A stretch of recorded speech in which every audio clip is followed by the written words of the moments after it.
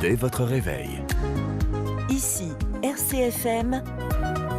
Bienvenue chez vous. À nos micros, dans nos studios, Jean Geleg, bonjour. Bonjour. Directeur régional de l'AFPA Corse, qui avec Viaste, l'Académie de Corse et Intervista Production, nous propose le premier challenge télé de cuisine en Corse tous les samedis à 11h30 du 20 septembre jusqu'à la fin du mois d'octobre. On a l'occasion de découvrir des candidats et puis des centres de formation. Il y en a plusieurs. Quel était l'objectif que vous aviez derrière la tête, Jean Geleg? C'est d'abord Tamanto Rouginard, c'est une belle aventure humaine qui regroupe pas mal d'acteurs effectivement que vous avez cités. L'idée principale, en fait, on voulait répondre à une problématique majeure sur le territoire, la pénurie de main-d'œuvre dans les métiers de l'hôtellerie, du tourisme et de la restauration, la méconnaissance de l'outil de formation. À savoir l'AFPA, les différents CFA, l'Académie de Corse, et l'absence de vocation de nos jeunes dans ces métiers-là. Donc à l'AFPA, on s'est dit qu'il fallait essayer d'attirer les jeunes et moins jeunes. Alors comment faire? Il y a cette mode, ce succès des émissions culinaires comme Top Chef sur M6. Et on s'est dit, pourquoi pas tenter l'aventure Corse et proposer notre émission sur notre territoire avec nos jeunes pour montrer qu'à la fois on a du talent sur ce territoire, on a un vrai patrimoine culinaire, on a des organismes de formation qui ont un vrai savoir-faire, des formateurs qui ont du talent. Voilà, l'idée c'était de tout valoriser pour donner envie d'aller vers ces métiers-là et permettre à nos organismes de formation de répondre aux professionnels du territoire et leur apporter la manœuvre dont ils ont tant besoin.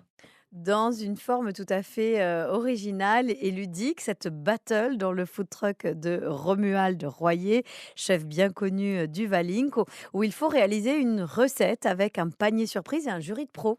Oui, c'est ça. En fait, on a collé à l'émission existante à Aldente de Jean-Jacques Thor et de ses équipes, qui était déjà un succès intéressant, et avec Romuald, leur food truck. Il y a 3 étapes, en fait. Il y a une première, il y a une sélection en centre de formation. Donc tous les stagiaires de l'organisme de formation candidatent, 2 sont retenus et se retrouvent dans le food truck. Donc ça, ces émissions ont lieu tous les samedis.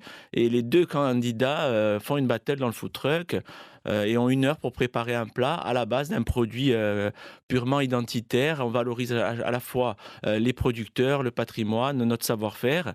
Et il y a un candidat qui est retenu par un jury de professionnels assez connus sur le territoire. Je pense à Pierre Gérone, mais je pense au chef étoilé sur Bonifacio. Et enfin, chaque candidat retenu participe à la finale qui sera diffusée le 30 octobre sur Viaste. C'est ça, des chefs étoilés, des producteurs, pour désigner le gagnant ou la gagnante. Est-ce que ça a créé de l'agitation dans les centres de formation? Est-ce que vous avez vu des candidats jouer des coudes et s'investir pour participer à Tamanto Gennaro? Alors d'abord, moi je tiens à remercier tous les partenaires qui ont répondu à l'appel de l'AFPA pour participer à cette émission. Je pense au recteur de l'académie, je pense aux différents CFA qui ont répondu rapidement, qui ont mis en place les candidats nécessaires. Et très sincèrement, quand on a démarré l'aventure avec Jean-Jacques, je lui ai dit, bon, t'attends pas à avoir les mêmes plats que l'émission Top Chef. Voilà, c'est des jeunes, ils débutent. Et vous avez été agréablement surpris. Et on a été bluffé par la qualité des jeunes, les plats qu'ils ont sortis. Enfin, vous verrez les images sur Viaste. Il y a vraiment du talent, du savoir-faire, et ça donne envie d'aller vers ces métiers, de connaître les organismes de formation. Et j'espère qu'il y avait des parents, des grands-parents et des jeunes qui, devant l'émission, qui se sont dit, allez, moi je me lance là-dedans, parce que c'est des beaux métiers qui ont de l'avenir, avec des belles rémunérations et qui peuvent faire vivre notre territoire.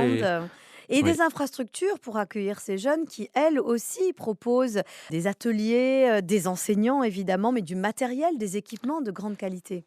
Oui, c'est ça. En fait, moi, je sais qu'à chaque fois qu'on fait visiter nos cuisines de notre restaurant pédagogique de l'AFPA, au Yolanda, après l'embranchement de Côte, les gens sont bluffés par la qualité du plateau technique. Hein, c'est 12 feux, c'est des matériaux assez exceptionnels. C'est un restaurant pédagogique, c'est un formateur qui a beaucoup de qualité. Et je pense que quand on rentre dans une cuisine pédagogique, c'est vrai que ça donne envie de tester ces métiers-là.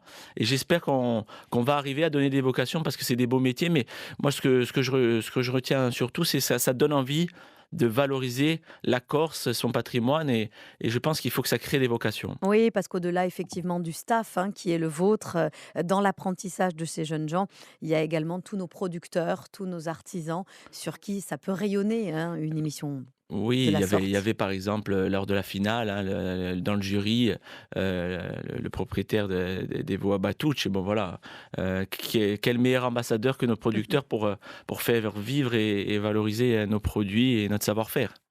Jean Angelec, vous nous avez convaincus de regarder cette grande finale et puis de vous retrouver tous les samedis à 11h30 d'ici là pour suivre l'évolution des candidats de Tamanto Gennaro. Bonne journée et excellent Merci week-end. beaucoup. Merci.